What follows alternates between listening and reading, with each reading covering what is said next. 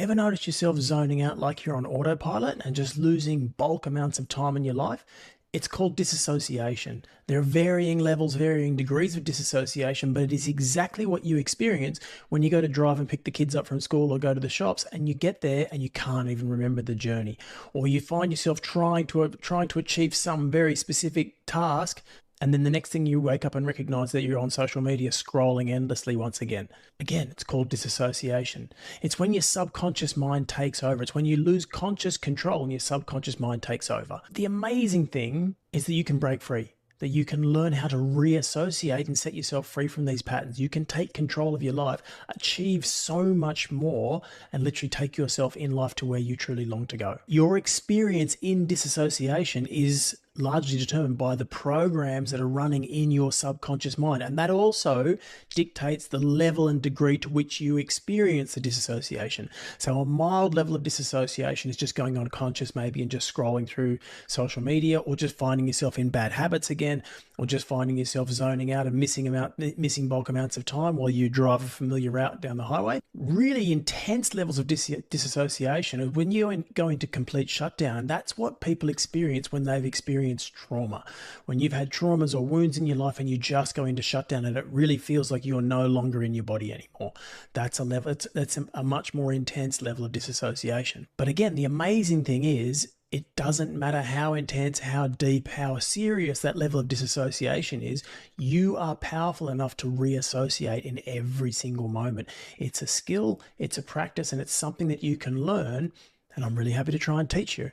But in exactly the same way that there are many and varied different levels of dissociation, there are a few different levels of guidance and advice that you would need to be able to take on board and learn so that you can actually reassociate in those moments. But something that you can do right here, right now, follow this practice. Wake up first thing in the morning and become intentional. Set an intention for what you want your brain to do that day. Wake up first thing in the morning and say, okay, brain, what are we doing today? That's right, we're going to be productive. My intention for today is to be productive. I've got a lot of stuff that I want to do.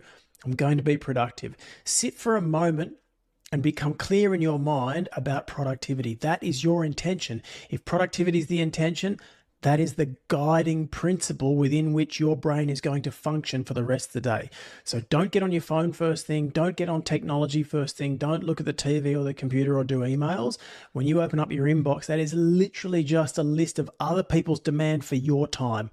Leave that out for at least an hour. Wake up. First thing you do in the morning is just say, I'm going to become intentional. Set your intention.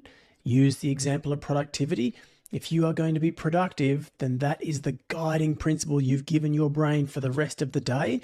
And now when you notice that you go unconscious, you find yourself scrolling, you find yourself going into old habits, you find yourself losing time going unconscious, as soon as you recognize that you're no longer within the bounds, the constraints, the framework of your intentionality, your guiding principle, you can always come straight back and simply recognize, that's right, I was meant to be being productive.